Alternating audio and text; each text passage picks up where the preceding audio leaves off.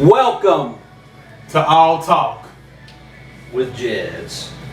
And we are going to be talking about Super Showdown, the biggest fucking letdown in a very, very long time. I'm just going to go ahead and just say what it is. Yeah, it was probably the biggest trash. letdown since the last Super Showdown in November. Yeah. Remember Taker Kane versus DX? Oh yeah. Oh, look at that. Oh, look at that. More veterans than was fighting. I mean, the main event, like they combined age is over 100 years old. If, like, wait, first of all, is we going straight into that? I mean, why I was not? wanting That's to the start elephant off in the room. match, but yeah, might as well. Okay, well, I guess we might as well work our way on the bottom. Okay, let me go first because Undertaker is my favorite. I appreciate seeing Undertaker as much as I can. He's been my favorite wrestler since I was probably 10 years old, literally. He gotta retire. I'm just keeping it 100. The guy gotta give it up. Like, he has nothing left in the tank. Like, you know how when you like driving and your tank is on, you know what I'm saying, getting on E, but you just barely got enough to get somewhere. I feel like he want to, but it's like the WWE did so much for them, so he feel like he doing them a favor by like. He ain't doing him a favor. Let's not forget to mention the paydays here. Saudi Arabia is going out the wazoo to get these guys. Well, technically, over there. we shouldn't say that. We should say Jeddah or just Super Showdown. Let's not say the city, but whatever. Why the fuck not? That's just how WWE want it. They don't want it because you know the because of the incidents that's happening over there with the journalists. I mean, Daniel Bryan, this is his second year straight refusing to go work there. Like he won't even step on a soil. You know, the planet's changing. Okay, well that makes sense. But overall, the entire match was just complete ass. If I'm just gonna be honest with you, call it a match. It only lasted about 6 minutes too long. I was okay because listen, when it started out, I was okay with it because I'm like, okay, this is generally how these veteran matches go. They real slow paced. You know how Taker is. You know what I'm saying? Taker did the walk on the ropes and everything perfect. The moment they started fucking up to me was when they started doing these special moves. Goldberg, I knew from the jump, just in my mind that he wasn't going to be able to jackhammer Taker. As soon as Goldberg's head hit the post, they should have called an audible and just tried to get the match finished as soon as possible. Yeah, but the problem is that happened so early in the match. He got a concussion though. Like he got a concussion from that and tried to still finish the match. Right. But how many audibles could he call? They still had 5 minutes left. From there, Taker could have just hit the choke slam, the last ride, and the tombstone, and just called it quits there. Because if he's unconscious, he clearly gonna beat Taker. First of all, it's not that strong. He ain't getting the last ride on no dude who ain't gonna help you. You know what I'm saying? Anything would have been better than the botched jackhammer and the botched reverse tombstone at that point. To me, that was the worst. Well, I didn't watch it, so I didn't watch none of Super Showdown. So I want to know, Dom, what do you think was the best match on that card that night? For me, I think people didn't like that. I think Triple H and Randy Orton was the best match. Yeah, or some people might disagree because then I went back and watched the Finn Balor match. Finn Balor and Andrade, from a technical standpoint, was definitely the best wrestling match on that card. I like the Triple H and Randy Orton because I just liked the match. The match was a good match and it told a story in it. You know what I'm saying? I felt the same way about WrestleMania with Batista versus Triple H, and y'all thought I was tripping. Go back and watch that. They put on an I'm looking like to watch it because you've been campaigning about this. They put on a good match. So you think Andrade versus Demon Balor was the best match? Yeah. Andrade though. Let's talk about Andrade real quick. Like, what is they doing with this dude? Like, he got so much talent, I wouldn't be so quick to shoot him down real quick because he does have wins over regular Balor. His only loss in he got one win. Let's clear that up. He got one win. He had two. He got one when he thought he was going to Monday Night Raw before they sent him back to SmackDown. I know the commentators were talking about he's got Finn Balor's number, but this is the Demon. So I thought because he beat Finn Balor one time. Question though, on Monday Night Raw. Okay, question about the Battle Royal thing. Why did Mustafa win that? Mansoor. Who won? Mansoor. Same thing. NXT dude. NXT dude that's from Jeddah. Or within so that that vicinity. No, that wasn't Mustafa Ali. He's from Chicago, Illinois. You're giving Jeddz a bad name, dude. I ain't giving nobody a bad name. He looked like Mustafa. And that's what I thought it was. And I think Cesaro should have won that match. Cesaro? I'm the dumb one out of the group, by the way, but still, that don't mean nothing. I thought Cesaro should have won. I mean, he the one who been beating everybody right now and being like, you know what I mean, let's be honest. If the Battle Royal was pointless, it's not like nobody getting a push. They're all pointless, but I can see NXT and Triple H being smart enough to do something with Mansoor after that. North American title match or something. Not even that, just keep building him regularly. Just to get wasted once he get up to the main roster. Probably. Well, that ain't no different than what they doing to me. Like I said, what is Braun Strowman's purpose right now? He's a destructive monster. He should have been a world champion. He just ain't going nowhere. He here to flip cars and he ain't losing, but they're not doing anything. Nothing with him. Like nothing with him. I mean, like we can't really say nothing. He got like some cool segments, like the whole when he was beefing with Colin Jost and Shay and them, like when he ripped the car off, or even when he no. He got cool stuff that go on with his character. He a cool character, right. But I feel like he should have been world champion, or he should be world champion. Yeah, he had the briefcase, he had the briefcase and still didn't. Around that time, it's understandable though, because there was backstage rumblings going on around like improper etiquette, where he would show up late and leave early, and that. Especially with the older dudes back there, they don't like that. They don't like that at all. Well, they need to figure that out, I think, before they move forward with Braun, because I think this is ridiculous that this guy has just been monotone. Let's talk about the surprise of the night. I like how they juiced us up all week with a very credible source, like the source that they had on What Culture. I trust What Culture, you feel me? Like, and the source that they had told them that, you know, the whole deal with Seth Rollins getting sent to the hospital or whatever, like because they wanted him weak, so Baron could beat him in that match, and Baron would become Universal Champion, and Brock would cash in on Baron, like, and that would have been so disappointing. First of all, it's so disappointing to me that Jinder Mahal was a world champion before Sami Zayn. I don't even want to hear it. I don't even want to hear it. I don't even want to hear it. To have Baron, if Baron would have took that title from Seth Rollins, bro, like at least Baron's got credible heat. Baron is Baron. Jinder Mahal was just kind of there. He the 3-man band. I mean, he got pinned on an airplane. That's the best thing going on the main roster is that 24/7. I don't want to. I can't deal with it. Bro. And that's trash. Like I can't. That's great. I don't care what you guys say. That's great, and they need to keep that. If I expected more from you. I mean, if R-Truth does that for the rest of his career, I'll be perfectly fine. So we play Universe, right? And we all do our own promos and all that stuff. If I would have created that entire storyline, it would have been ass. That would have been great. No way. No way. Great. It's still ass. It's to the point where it feel like WWE is just tired of fighting with Vince, so they just gonna throw out some, you feel me, corny shit, and Vince, oh yeah, you know, like, let's do it. Let's fucking do it. Outside the look of the design, I think it's like very credible. I got a question though. When is they gonna make Demon Balor like Hold up, real quick. Don't switch the topic real quick. I just gotta say this.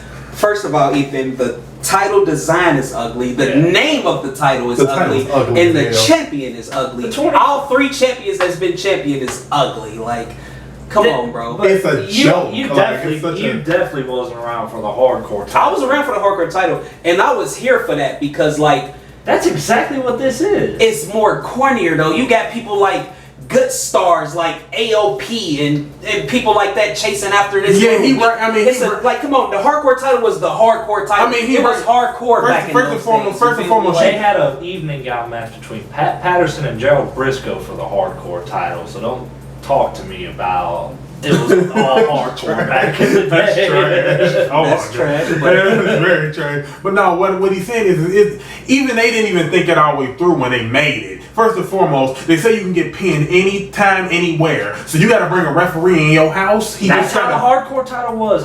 Crash Hollywood winning in hotel rooms, dude. And the ref just happened to be there? He would bring the referee with him. Like, hey, be quiet. 1, 2, 3. Yeah, but how often did that happen? It wasn't like a 24/7. It's the same, but like it was different because it was the hardcore title. You feel me? Like that was understandable. Let me tell you what's stupid. Now though. It's like they just ripping that off. They ripping off the hardcore title, ripping off the money. I mean, they pretty much confirmed that because they had Mick Foley being the one that introduced. Wait, but this is what's funny to me. Considering that is so much like the hardcore title, why is R-Truth constantly saying calling it a European? You know, That's R-Truth the is fun- you. that's- Yeah, R-Truth is you. Like, I like R-Truth is funny. I like R-Truth as a character. Like, the whole R-Truth situation is just great. He's like, funny because he keeps. But this is such four-time lazy, champ. like, oh, let's just, like, that's like WWE creative, oh, let's just rip off the old hardcore title scenario, you feel me? Like, Yeah. and let's make it an ugly ass title. At least the hardcore title has some type of attraction. And then you would think that, hold on, this is the funny thing, let me say one more thing. This the funny thing about the title is they making it strictly for corny people, because the big people don't even want it. Roman Reigns basically said, R-Truth, go get it, when he could have just put his foot there and said one, you know what I'm saying, for Look, the count. Like, at the end of the day, the title was made to probably give more people like R-Truth and other like guys that aren't getting a lot of TV time, some TV time. So Right. I I feel like, and it's funny. well, they too. could just It's go to funny, AEW and too. become a real champion. Oh, I'm sorry, did I say that on camera? I mean, like, come on now. I feel like the only downside of AEW would be like how I am in the universe, how I try to push everybody. You feel me? Like, AEW can't keep getting all these stars, bro. Like, they gonna have too much star power. Like, and you can't keep like Goldust is fine, you know. Dustin Rhodes. That was Dustin a Rhodes. great match at Double or Nothing, by the way. He's fine, especially since he's related to Cody, but you can't really get a lot of older guys in there because I feel like AEW is almost specifically like a young man's game. I feel like the oldest superstar they could probably grab would probably be CM Punk if they getting another old dude. I feel like CM Punk, he's 40 or whatever, but like so is John Cena, you feel me? And John Cena is in incredible shape, so ain't no telling what kind of shape CM Punk in. Like, this dude don't drink, smoke, nothing. I mean, he followed his Did you MMA see him? match when Did he you was see him? 38. I ain't seen him in Dude. UFC, no. He's never been like jacked or six pack or course. nothing. He's always been kind of flabby. But Well, we saw Like that. he'll always like show up to a wrestling match probably in good enough to shape To go the distance, right? Yeah, but he's never been like squatting and deadlifting or nothing like that. No, what I was about to say about Finn Balor, when is they gonna make that a storyline? Like, basically, we can't not in the WWE, like, you know what I'm saying, not NXT, he hasn't lost the demon. Is they gonna ever make that a storyline? Like, It don't really gotta be a storyline. He just needs to use it more and he needs to explain why he uses it. Right now, it's just he brings it out whenever he wants to. well, he ain't gonna explain that why he uses it on you know. Yeah. SmackDown. Well, I can see him being on SmackDown doing it, but Vince don't care about the mythology behind it. Vince don't care about nothing. Like, you seen the podcast that Dean Ambrose when he was on Talk Is Jericho? Like, I didn't see it all. I didn't hear it all. he was airing everything out. He just basically felt invisible and shit. Like, but I like the forget the Talk Is Jericho, and I like the other one when he was talking about the WrestleMania shit and how he just felt so invisible with the Brock Lesnar match. That was gonna be the greatest bump fucking shit of his career, bro. Like, he was planning on killing himself. He was ready to die for that. Bro, that would have And they been didn't so care. incredible. Like, he didn't, bro, WWE didn't care, Brock didn't care, you feel me? Like, And it's like, it's so trash. The It's to the writers point where it's garbage, like, man. I mean, I understand they got like a big ass industry. They got a bunch of, like, you feel me, like guys or whatever, like, and they got a whole bunch of stuff that they will have to work with. But they got the manpower to do it, bro. What pisses like, me off specifically with that angle was they pay Brock out the wazoo. Sorry, I keep saying that, but they pay him a lot of money to be there. Act like it. Put him through some shit. You know what I'm feel me? saying? He couldn't even put him through a table. He said, no, those tables are for other matches later on. You feel me? Like, more important matches. Like, they Well, what y'all saying? Y'all saying Brock? Y'all just saying he should do more because He should do more while he's there. I'm not telling him he's got to show up every night. I think that's kind of his gimmick. I think that is his gimmick. that he do what he wanted to do. Yeah, because think about it, he's the guy who ended Taker's streak. You know what I'm saying? He's the guy who can just Demolish John Cena in 1 minute. He and 30 just seconds won the at SummerSlam. briefcase. You know, he kind of do what he wants. That's kind of his gimmick. He can just leave and he can come back when he wants. He'll, you know what I'm saying? I don't have to show up here. I got the title with me. You know, and he, you know what I'm saying? He the guy that can do that. You know, That's what fine I'm from a storyline perspective, but when he's actually in the matches, you know, make them fucking good matches. Make them epic matches. And he a good ass seller. Well, too. first and foremost, I think for the most part, when he's in majority of the matches he's in, he's the most dominant one. He's tossing everybody a fucking He's round. dominant, but he ain't taking bumps like he's getting Brock Lesnar. he's getting paid what 6-7 figures to show up for one show. Fucking perform like it. Go out there. Be willing to kill yourself for the one night a year you're there or whatever it is with them. I think the thing is, like I said before, I think I miss the old Brock. All right, we all do. I think the thing is with Brock is his character is generally dominant. Like, so, you know what I'm saying? Like you said, for him to go in and take bumps and do this and that, you know what I'm saying? People will get that off on him a little bit, like Daniel Bryan. Braun Strowman, though, that match against Braun, you feel me? I was disappointed. Like, come on, bro. I never got around to seeing it, but I heard it was underwhelming. Like, it's like Brock Lesnar it's getting to the point where I feel like Brock Lesnar is Thanos, bro. Like, he just shows up. And it's just too much. He knows he's getting paid his $1 million to be there for 4 nights a year, so he just shows up, does what he does, and leaves. And I think that's Vince McMahon's problem. Like, he said that in the story. It's kind of Vince McMahon's fault. That's what I'm saying. Because he puts up with it. I feel like he just owns Brock Lesnar. This is my prize fighter. This is my money maker. Like, no, he just fucking dicking you, Vince. Like, you paying this dude $10 million to do some shit. Like, come on, bro. Like, if we being honest, I feel like Becky Lynch is worth more than Brock Lesnar, and Becky is trash to me. Becky is a seller right now. I won't Becky is just hit. Like, she good on social media. In that ring, when you watch her, she is not the best, bro. Like, not even close. I thought I was the only one that thought that. I mean, Becky, for you Becky fans, but that's been her whole career. You ain't watch her on the 24 shit. Yeah, I seen her when she had the green. Like, she been trash, bro. No, it's they. You know how they do documentaries. Yeah, right. Like, yeah, she had her Becky Lynch documentary. Yeah. She been trash her whole career, bro. Like, but she got that. Well, I didn't pay no attention. I didn't pay no attention to her either. I mean, when she had that goes a long way. When she he said, "Let's up those doubts." When she had the goggles on, I didn't even care. Like, I was like, "Who is this lady?" Like, she was so useless. But when she turned heel, that was rocketed her career. Like, I mean, she was good at NXT. You feel me? Like, they all was good. Everybody is good at NXT, if we being honest. Like, I even like Tyler Breeze's match that he put on against Velveteen. Like, this dude is just watch everything he before he first went to the main roster. The main roster is just it's a black hole in people. It's a black hole. It's so disgusting. So in Super Showdown, what's your final thoughts about the show? I don't really care for the Saudi Arabia. What is it? Jeddah? Whatever. The Middle Eastern show. I forget. I get that they're getting the money for it, but it's a glorified house show. And I know I'm not the first one to say that. I'm not the last one to say that, but it's a glorified house show. They're getting paid, what is it, $25 million to be there? Something like that. To put on a glorified house show that we get. I mean, that's here at fine the US Bank because, Arena. like, you know, that's just the country. That's Saudi. You feel me? They didn't have WWE there, so of course they gonna pay. And also, like, I don't care care that they're doing these epic matches that should have been done 20 years ago. Like, I get the special attraction, but as a pure wrestling fan, I knew what Goldberg and Taker was about to be, and it ended up even worse than what I expected. And like I said, but the thing is see, first and foremost, next are we going to get Taker and Sting and Well, first of all, let me bring something. Let me bring something to y'all attention. This guy is he's the youngest out of everybody. I am the oldest out of everybody. So I do want to point out that when you look at somebody like Taker and Goldberg, for a person like myself, on paper, that is such an... I don't care how... I already knew how the match was going to go, like you said. I knew it was going to be trash. But everybody else, you knew that was it was the main event for a reason. Because it's Taker and it's Goldberg. Special attraction. Yeah, it's you know what I'm saying? Right. You know what I'm saying? Those are two legends, and it's just them. It's just...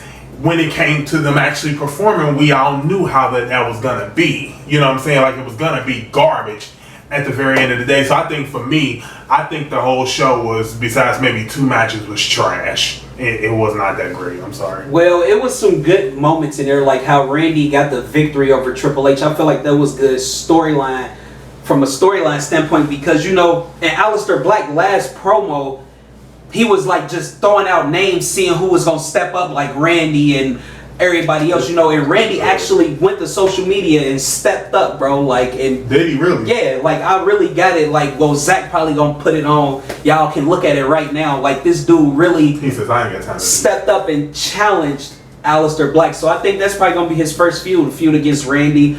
But And if Randy don't put him over, I will throw a fit. Randy is definitely gonna put him He over. better Randy, put him over. Randy is low key, probably like the best veteran on the roster. Now let's talk right about now. something real quick with the 6.5 hours later. Is trash because you can come up with whatever you want to come up with, but if Vince don't okay it, it's not gonna happen, bro. Like Vince is so controlling and so like. We know you hate Vince. Okay, let's I don't move on. hate Vince. Let's get that out of the way right now. I don't hate Vince. You don't hate Vince? I love Vince McMahon because without Vince McMahon, You don't there hate would Vince? be no WWE. I don't hate Vince. No. Let's get this I out of can the way see the right light in now. your I do eyes. not hate Vince. I love Vincent Kennedy McMahon. I would join the Kiss My Ass Club if I had to. And we gonna go right on to the next show. We gonna talk about NXT I don't Takeover. agree with the views of these two, like all of them. So, but yeah, let's move NXT on. Takeover 25. Let's talk about it. Let's talk about it. Yeah, y'all can go ahead and go first. But if the opening match was just incredible, Matt Riddle versus Roderick Strong. I'm when glad, you talk that, about I'm like glad that that. they're getting back to like showing what Roderick can do in a match by himself. Bro, because for without being under their wing, yeah, Like- I do. I like everything with the Undisputed Era, but I know what Roderick's capable of ever since the Indies and since he joined NXT, what he's capable of by himself. And I just feel like this Undisputed Era gave him more shine, and now he's taking the shine that gave him and putting it into his singles run.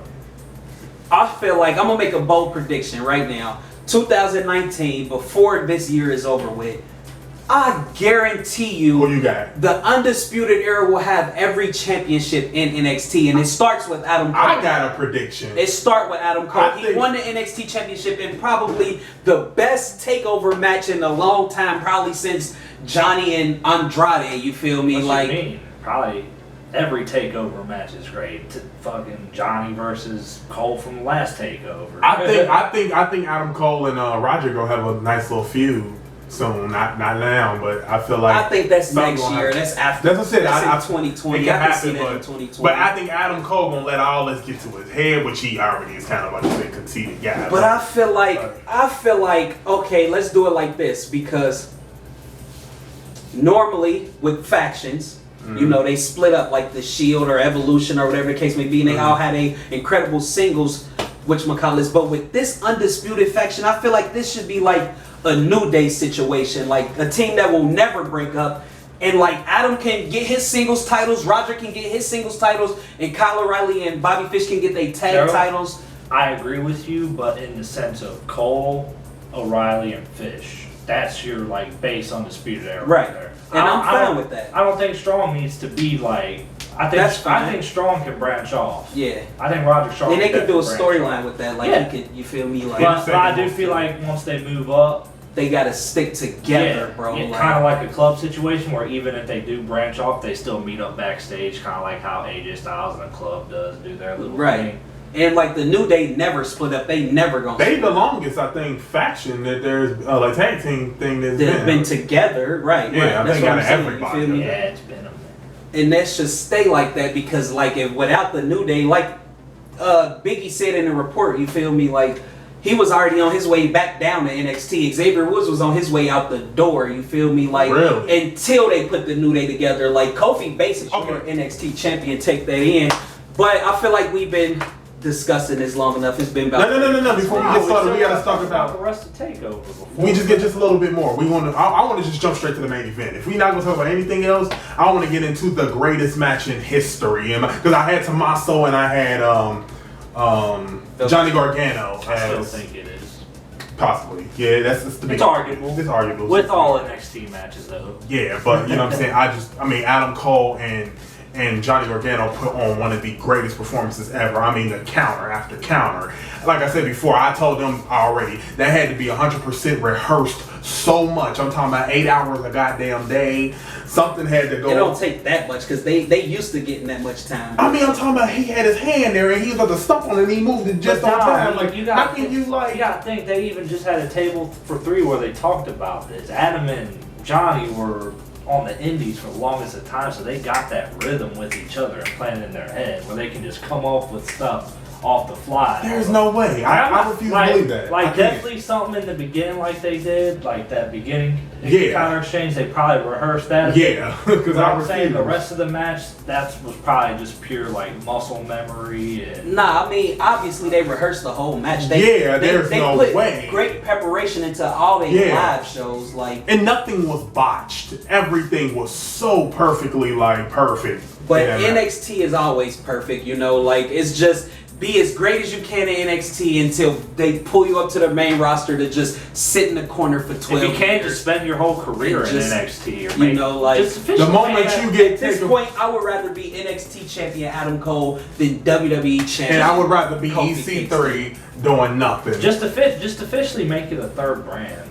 already. Because they the only ones that can compete with AEW. But I feel like that's enough of this topic. We should wrap this video up. It was only supposed to be about Super Showdown. Kind of got Super Showdown and Takeover 25. Yeah, kind of threw those both kind of in a loop. We can talk about wrestling for like 8 days straight. You already know how it is. But this is we all will talk about it more. Right, and we definitely will. This is All Talk with Jeddz.